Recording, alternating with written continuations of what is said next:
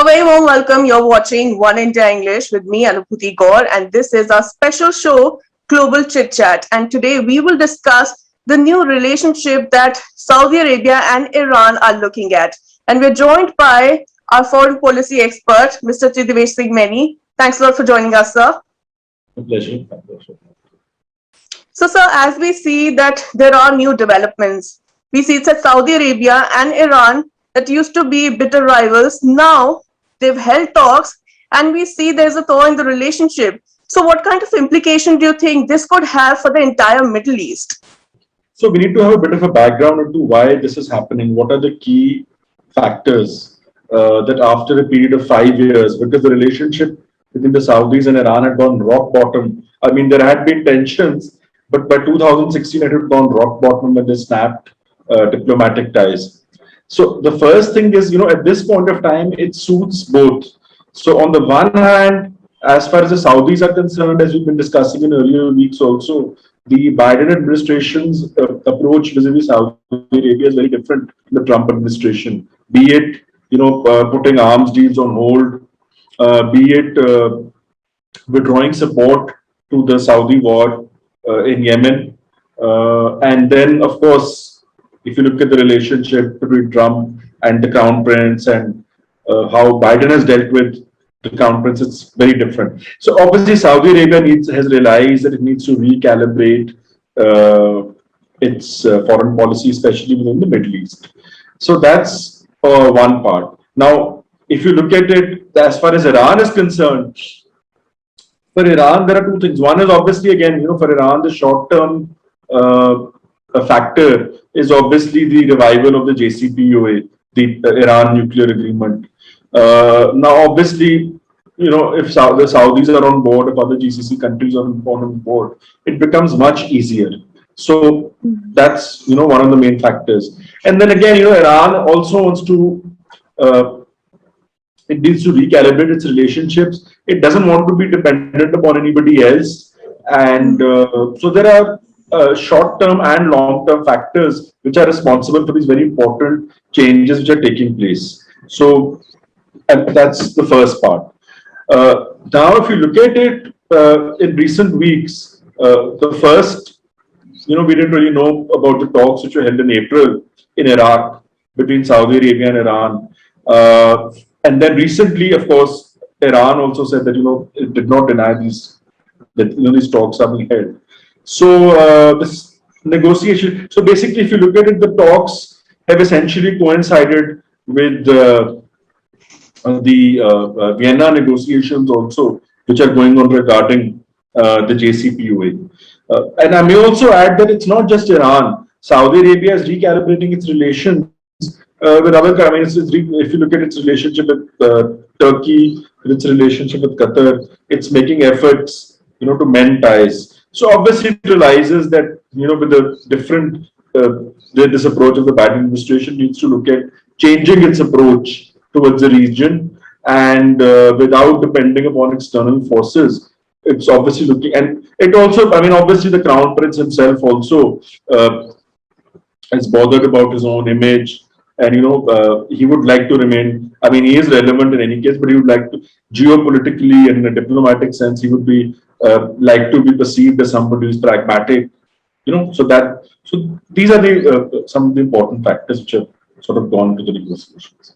So at this juncture, do you think that this will lead to something new for the world? And what are the kind of challenges that you think that Saudi Arabia and Iran will have to combat? What are issues, basically, that they will either have to resolve or they will have to keep aside to lead to something more stable? The first thing is obviously domestic constituencies. That's the first thing. Saudi Arabia obviously has much lesser of a problem with that. Iran will have that.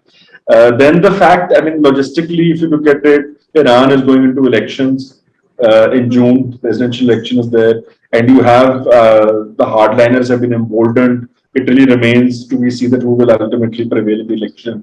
So if you have a hardened stance, it's going to be very tough. All these negotiations which are going on, they could end up being not virtually. So that's one part. The other part is that overall, obviously, the US is playing while there are two views to it. One is that these Saudi Arabia and Iran are doing it independently, but there are lobbies within the US which obviously are not happy with the US reaching out to Iran and the Biden administration's policy towards Iran. So that is something which is important, I mean, to sort of look at. How does the Western world also look at this aspect of Iran? And then, some of the differences between the GCC countries and Iran. I mean, obviously, for instance, about in the end of April, in a media interview, the Crown Prince had said that he's looking forward to a better relationship with Iran. But he also pointed out that there are major differences. Of course, they have been speaking. I mean, in these back channel talks, there has been mentioned. The thrust rather has been on what is going on in Yemen and how you can find out a solution. But I think the timing, constituencies who were happy with a bit of this flux within the Middle East, and then again as I said, a lot depends upon the domestic politics of Iran over the next few months. So that it remains to be seen as to what sort of churning takes place over there. So if we look at this new development, what do you think it could mean for United States at large, given the Israel factor? And also, what is your point of view on Joe Biden's decision to give the surplus vaccines to the world? Okay, so the first thing about Israel, it's totally linked to this, because if you look at it, very interesting that the Biden administration was able to change its policy towards Saudi Arabia, but it has not been able to do so vis-a-vis Israel. That's very clear if you look at the reactions to the violence, and in fact, a large number of Democrats even criticized Joe Biden for the way, and this includes Senator Bernie Sanders, Elizabeth Warren. So a lot of people have actually been critical that you are being soft on Israel. So yes. So what is happening is that within the Democrats in the last few years, over a period of time, there have been a bipartisan consensus of support to Israel. If you look at the policies of Democrat presidents, also there's been a bipartisan consensus. Now, if you look at it, if you look at some polls and some surveys and everything, there is a change. There's a divide within the Democrats also, and there's a belief that the approach needs to change, and the policy within the Middle East needs to be calibrated. Support to Israel is fine. I mean, the centrists believe that, but those who are on the left believe that that the Democrats also have been unfair to the Palestinians. So this is something which Biden will need to sort of figure out. That's one part. And so, as I said, dealing with the Saudi Arabia was easier. How will you deal with the pressures, and how will you deal with the lobbies which support Israel? So that is something which is. And then what is also happening actually, I mean, if you look at the Republicans, they are putting pressure upon Biden to actually end the negotiations with Iran, saying that Iran has been supporting Hamas. So this perfectly fits in with the narrative so far. I mean, Iran, as you would be, Israel has been opposed to the JCPOA, and even in meetings between senior officials of both sides, Israel and the US, they have conveyed these reservations that the nuclear deal does not address their apprehensions, Israel's apprehensions vis-a-vis Iran's sort of behavior within the Middle East. So I think this is going to be a major challenge, and it remains to be seen how it actually impacts the recent developments between Israel and Palestine. How do they impact the Iran nuclear deal? That is something very important. Sure. It's very interesting that even last year, till last year, if you noticed, the GCC countries were looking at normalizing relations with Israel. Now Iran is looking at normalizing relations with, obviously, with Saudi Arabia, with UAE, right? And the OIC, which is chaired by Saudi Arabia, has given a rather strong statement against Israel. So could we again, obviously we've had the Abraham Accords and all, but could we again witness a change, the geopolitics of the Middle East if Iran actually has better ties with GCC, and GCC has to again rethink its ties with Israel. That's something again which we need to discuss. True. As far as the part about vaccines is concerned, there has been this growing criticism that the US has surplus vaccines. Uh, this issue was flagged first, even by African leaders, when they spoke about vaccine Yeah. apartheid and everything. But now I think after the spurt of cases in India, this issue has been highlighted even more. And I think this is also because the Biden administration also faced a lot of criticism.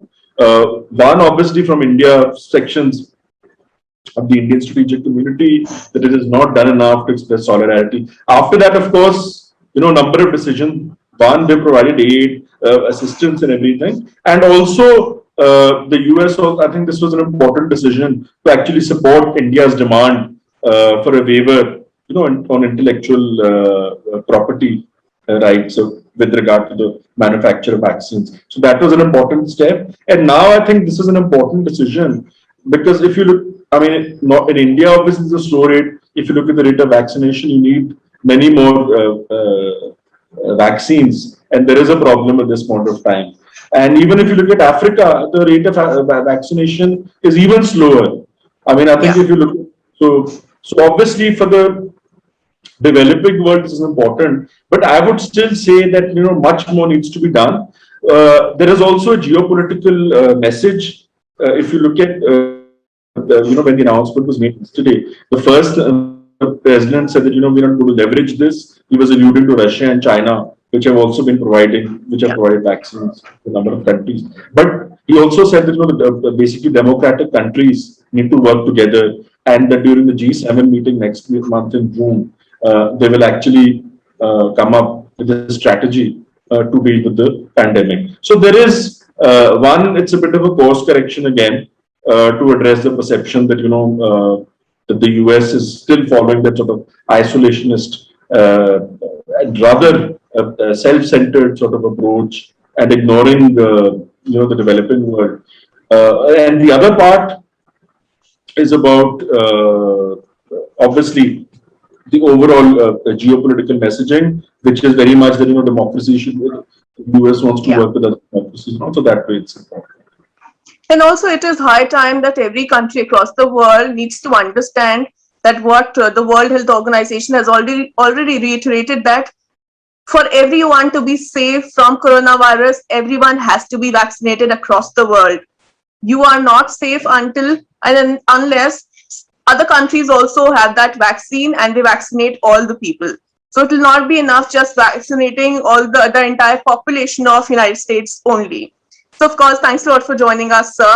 So we will be back again with this episode of Global Chit Chat next week. Stay tuned to Oneindia English.